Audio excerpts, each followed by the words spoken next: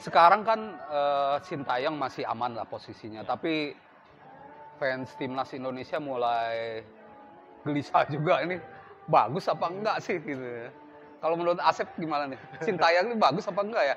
Soalnya di Korsel bagus banget ya. Iya, Sintayong sebetulnya diakui oleh orang-orang Korea juga pelatih terbaik di Korea gitu sekarang. Bahkan lebih bagus dari Park Hang-seo, bagus dari Wong Ok-hyun apalagi ya. Wong Ok-hyun kan mantan asistennya ya. Iya.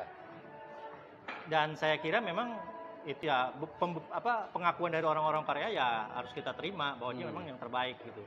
Dan kalau kita melihat permainan ketika Indonesia bermain di Piala AFF itu membuktikan bahwa dia memang luar biasa gitu kan. Bagaimana dia menggenjot fisik pemain dengan luar biasa, kemudian juga permainan anak-anak asuhannya kan pressing tinggi terus gitu kan.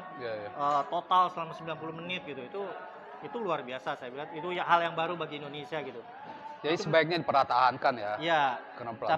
Tapi gini, kalau saya melihat bahwa Sintayong ini ada beberapa hal yang harus jadi catatan. Yang pertama adalah dia tuh kebanyakan multitasking. Ada U19 juga dipegang, U23 juga. Kayaknya rekor di dunia ini. Bisa jadi Guinness Book of Record ini 3 tim sekaligus gitu. Karena akhirnya ada ekses negatif gitu.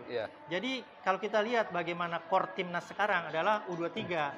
Karena ya dia harus memikirkan bagaimana, nggak mungkin kan dia menangani 3 tim sekaligus gitu kan dalam waktu bersamaan dengan simultan gitu. Jadi otomatis ya udahlah yang paling gampang itu U23 yang jadi core-nya karena dia tinggal untuk timnas senior dia tinggal mendapatkan beberapa timnas senior. Untuk ke timnas U19 dia juga bisa memanggil pemain-pemain yang U19 itu ke 23 juga gitu. Kayak Ronaldo, Ferdinand kemarin kan dia udah dipanggil dan, gitu ya. Vietnam dan Thailand pun begitu ya. Ya, Vietnam gitu.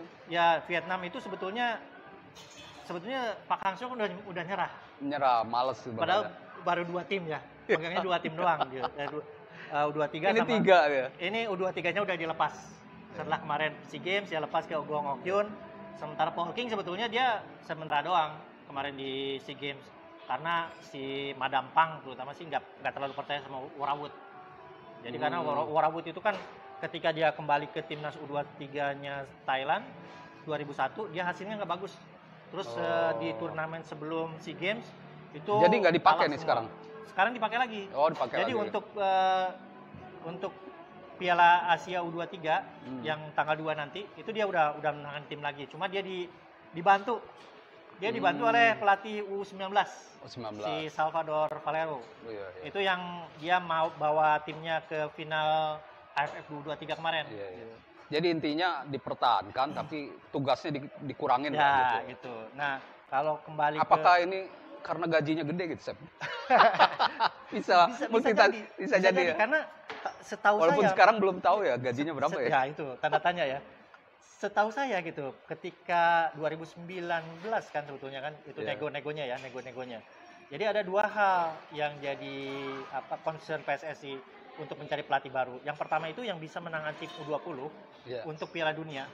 Yang kedua adalah yang bisa menjanjikan trofi. Nah, ketika itu Luis Mia dia nggak bisa menjanjikan trofi sehingga akhirnya di-drop kan. Gagal di Piala AFF. Nah, sekarang si Sintayong ketika dia ditunjuk berarti kan dia memenuhi itu 2 kriteria.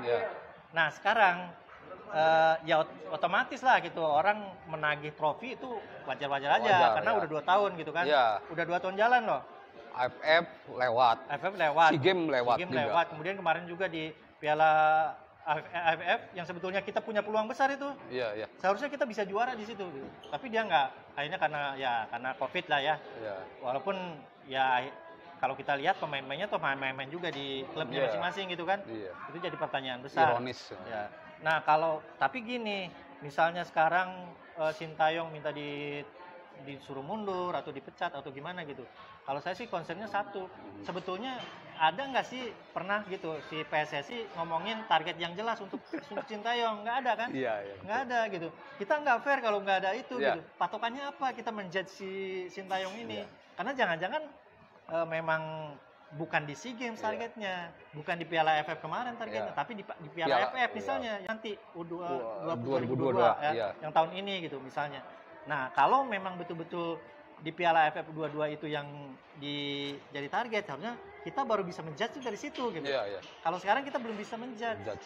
Masih proses lah. Tapi mungkin kalau orang yang mempermasalahkan masalah permainan, mungkin itu saya masih bisa mengerti karena mereka membandingkan dengan masa Luis Mia. Luis Mia dalam waktu yang sama itu bisa memberikan warna tersendiri pada permainan Indonesia. Nah, Sintayong sebetulnya kan udah mulai menunjukkan ada itu, sebenarnya, tapi dia tidak bisa memaintain itu gitu.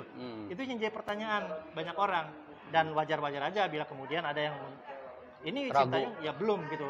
Kok masih gini-gini aja gitu. Kok masih nol juga gitu. Ya ini yang harus dijawab oleh Sintayong gitu. Ya mungkin kesempatannya di Piala Asia U23 bukan Asia ya. Piala Asia ya. Ya kita tunggu aja gimana kiprah timnas Indonesia. Walaupun tidak lolos misalkan peringkat 2 itu udah bagus ya. Karena ini menjadi modal untuk target berikutnya di Sintayong. Begitu aja ngobrol singkat kita dengan Asep. Kita ketemu lagi di obrolan bola berikutnya. Salam. Assalamualaikum.